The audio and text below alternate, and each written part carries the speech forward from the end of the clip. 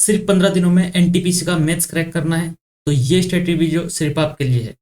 तो दोस्तों, जैसा कि आप सभी जानते हैं, एनटीपीसी ने अपनी डेट जो है वो रिलीज कर दी है। जो आपके एग्जाम डेट है वो 5 जून से लेकर 23 जून तक आपके एग्जाम चलेंगे। ठीक है, तो कितने दिन है यहाँ पर? 15 दिन आपका एग्जाम चलेगा और 15 दिन ही आपके पास अभी बचे हुए हैं। तो देखो, हर एक जो टॉपर होता है उसका एक स्ट्रेटजी प्लान होता है और वो टॉपर आप भी बन सकते हैं अगर इस वीडियो को लास्ट तक देखेंगे। आपको बिल्कुल भी कंफ्यूजन में नहीं रहना है कि किस टॉपिक पर ज़्यादा ध्यान देना है और किस टॉपिक को इग्नोर करना है। ये स्ट्रेटेजी वीडियो सिर्फ आप सभी के लिए है और इस वीडियो को लास्ट तक देखिएगा। मैं आपसे ये वादा करता हूं कि उसके बाद आपका कोई भी डाउट नहीं रहेगा मैथ की स्ट्रेटेजी को लेकर कि आपको आगे आने वाले दिनों में क्या पढ़ना है। तो चलिए देरी न करते हुए हम क्लास स्टार्ट करते हैं। अगर आप चैनल पर नए हैं तो एक बार चैनल को जल्दी से सब्सक्राइब कर लीजिए और बेल आइकन को प्रेस कर लीजिए, जिससे आप आने वाली सभी वीडियो के बारे में अपडेटेड रहेंगे। तो यहाँ पर हम बात करने जा रहे हैं NTPC maths last 15 days strategy के बारे में कि आपको अंतिम 15 दिनों में क्या करना है जिससे आपका जो स्कोर है वो बूस्ट हो जाए। देखो, अगर आप स्ट्रेटेजी के हिसाब से चलते हैं तो मैं आपसे वादा करता हूं कि 30 में से आप 25 प्लस नंबर यहाँ पर लेकर आएंगे। ठीक है, देखो एनटीपीसी में सीबीटी 1 में कितने होते हैं? 30 क्वेश्चन आते हैं और 30 मार्क्स होते हैं। लेकिन अगर डीआई को बीच में जोड़ लिया जाए, क्योंकि डीआई को रीजनिंग में जोड़ लेते हैं वो, तो 5 एक्स्ट्रा नंबर में जोड़ लिए लगभग 35 नंबर का मैथ्स का पोर्शन अकेला वहां पर लेकर आता है। और ये क्वालिफाइंग नेचर में एग्जाम होता है, तो आपको यहाँ पर एक भी क्वेश्चन गलत नहीं करना है क्योंकि आपके पास नेगेटिव मार्किंग 1/3 की होती है। तो चलिए देर न करते अपने आगे बढ़ते हैं, बात करते हैं अपनी स्ट्रेटेजी के बारे में। देखो, जो टॉपिक के कौन कौन से आपको प्रैक्टिस करना है, आपको कैसे पहले से 1 से लेकर 10 दिन तक, मैंने अब यहाँ पर सब कुछ लिखा हुआ है कि पहले 10 दिनों में आपको क्या करना है, कौन से टॉपिक को आपको पढ़ना है। तो डे 1 में आपको क्या करना है? देखो, नंबर सिस्टम के पढ़ना है और एलसीएम और एचसीएफ। ठीक है, इसकी क्या करना है आपको? इन सभी की, अगर आपके पास थ्योरी नोट्स हैं तो थ्योरी नोट्स देख लीजिएगा एक बार। और ठीक है, फिर क्या करने हैं, साथ के साथ प्रैक्टिस करनी है। तो कहने का मतलब ये है कि डेली आपको मैथ्स को 2 से 3 घंटे आपको यहाँ पर देने हैं। ठीक है, क्योंकि इसमें कोई चौथा सब्जेक्ट नहीं होता है। जीएस होगी, रीजनिंग होगा और मैथ्स होगी। डे 2 में आपको क्या करना है? सिंप्लीफिकेशन, ठीक है, अप्रोक्सीमेशन। ये वीडियो मैं आपके लिए अपलोड कर चुका हूँ, इस पर टॉप 10 क्वेश्चंस, आप उसको जरूर देख लीजिएगा। ठीक है, परसेंटेज, प्रॉफिट लॉस डे 3 में आपको करना है। डे 4 में आपको क्या करना है? रेशो, प्रोपोर्शन और पार्टनरशिप करना है। डे 5 में आपको टाइम एंड वर्क और पाइप सिस्टम करना है। डे 6 में आपको टाइम, स्पीड, डिस्टेंस और बोट एंड स्ट्रीम करना है। ठीक है, यहाँ पर एक चीज देख पा रहे होंगे आप कि आपके लिए डिजाइन कैसे किया गया है कि जो लगभग सेम से चैप्टर हैं, जैसे नंबर सिस्टम हुआ, एलसीएफ, एचसीएफ हुआ, ठीक है, सेम चैप्टर, सिंप्लीफिकेशन, अप्रोक्सीमेशन, ठीक है, जिनमें लगभग एक जैसे यूज होते हैं, जो फॉर्मूले हैं, जो आपके कंसेप्ट हैं, उन सभी को रखा गया है एक साथ के साथ।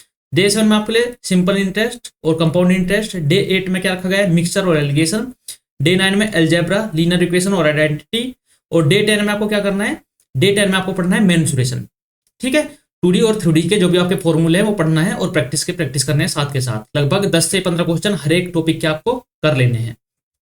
चलिए आगे बात करते हैं। डे 11 में आपको क्या करना है?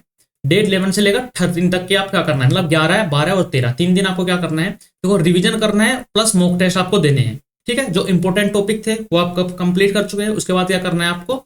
रिवीजन और प्लस मॉक टेस्ट लेकर आना है। जैसे डे 11 में आपको क्या करना है? रिवीजन करना है एक पूरे वीक का एरिया को। ठीक है, जो आपका जो वीक एरिया है, मतलब जिस पर आपने देखा, जैसे आप अपने शुरू के 10 दिन में आपने पढ़ाई की तो उसमें आपको पता लगा होगा कि ये मेरा वीक पॉइंट है, तो उसको हाईलाइट कर लीजिएगा या फिर एक अलग कॉपी में नोट कर लीजिएगा। उसको आपको क्या करना है? वीक एरिया को रिवाइज करना है और फॉर्मूले जो भी हैं उनको रिवाइज कर लेना है।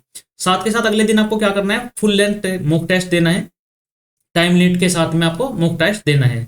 उसका फिर अगले दिन क्या करना है? एनालिसिस करना है और रिवाइज करना है अकॉर्डिंगली। आपको जो भी आपको वहां पर दिखे कि आपकी इसमें चीज में कमी है तो उसको वहां पर कर लेना है। चलिए आगे हम बात करते हैं फाइनल प्रिपरेशन के बारे में, डे 14 और 15 के बारे में। तो डे 14 आपको क्या करना है? क्विक रीजन कर लेना है ऑल फॉर्मूलाज के बाद, जो भी आपके फॉर्मूला होंगे, जैसे मेंसुरेशन के हो गया, ट्रिग्नोमेट्री का हो गया और ज्योमेट्री, या फिर आपका कोई भी जैसे टाइम एंड डिस्टेंस के होते हैं, इंपॉर्टेंट फॉर्मूले होते हैं, वो आपको क्या करना है? पर रिवाइज कर लेना है। और डे 15 में आपको क्या करना है? लाइट प्रैक्टिस, रेस्ट और रिलैक्स कर लेना है। ठीक है, एक चीज आप इनसे ऐड कर लीजिएगा दोस्त, साथ के साथ ही आपको क्या करना है? 50 क्वेश्चन, ठीक है, डेली मिक्स या तो मिक्स कीजिए या फिर चैप्टर वाइज कीजिए। देखो, चैप्टर वाइज तो आप वहां पर कर लेंगे शुरू के 10 दिन में, तो आपको क्या करना है? मिक्स करने हैं डेली 50 क्वेश्चन। ठीक है, चलिए अगर इन सब में भी आपको प्रॉब्लम है करने में, तो आपके लिए एक और चीज है। यहाँ पर देखो, की की टॉपिक देखो, सबसे पहले की टॉपिक देखते हैं कि की टॉपिक टू प्रोटेज। देखो किन जो सब्जेक्ट हैं आपको पहले पढ़ना है। देखो कौन कौन से हैं जो सबसे ज्यादा जिसके क्वेश्चन पूछे जाते हैं। Percentage, profit and loss, time and work, speed distance, simplification, approximation और ratio proportion, average, simple and compound interest, algebra और मेंसुरेशन। इन जो टॉपिक हैं इनके क्वेश्चन सबसे ज्यादा पूछे जाते हैं। इसका मतलब ये है कि आपसे यहाँ से 1 से 2 क्वेश्चन जरूर देखने को मिलेगा।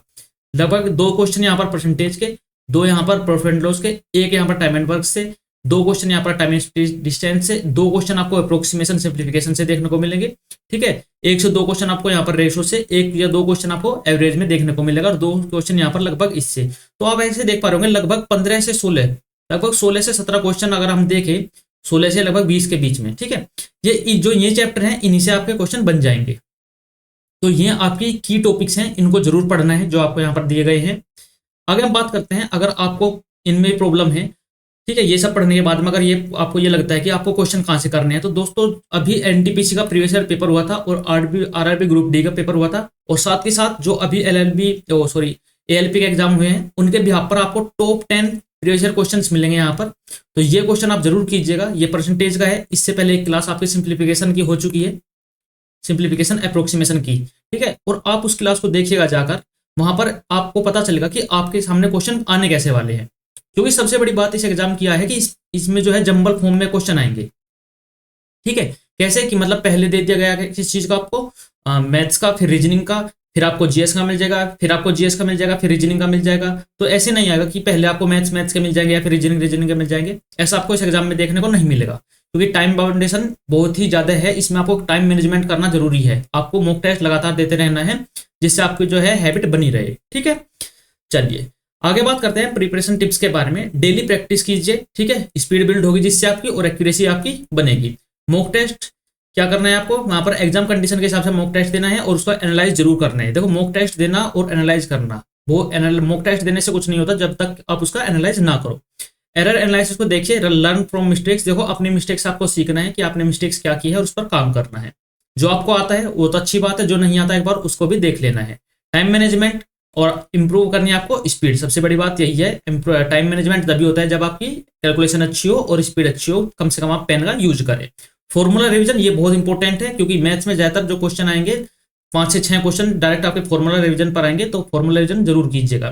ठीक है, इस पर क्विक रिव्यू जरूर रखिएगा अपना, और इससे आप 20+ जो है मार्क्स वो वहां पर जरूर लेकर आएंगे अगर नॉर्मल पढ़ते हैं। और अगर अच्छी तैयारी करते हैं, बिल्कुल गहन अध्ययन के साथ में 2 से 3 घंटे डेली मैथ्स को देते हैं, तो वहां पर आप 25+ क्वेश्चन आराम से कर लेंगे। ठीक है, तो इसके बाद अगली वीडियो जो आपके लिए आएगी वो एनटीपीसी के जो अभी 15 दिन बचे हैं आपके सामने, जैसे आप मैथ्स की स्ट्रेटेजी वीडियो ली है हमने, अगली जो वीडियो होगी वो रीजनिंग की होगी। तो एक बार जल्दी से चैनल को सब्सक्राइब कर लीजिए और बेल आइकन को प्रेस कर लीजिए। तो मिलते हैं जल्दी अगली वीडियो में, तब तक के लिए take care, bye bye, love you all, जय हिंद, जय भारत, जय मां सरस्वती। एक बार आप तब तक अपनी सिंप्लीफिकेशन वाली वीडियो जरूर देख लीजिएगा और आप अपना उसमें सुझाव जरूर दीजिएगा। Thank you.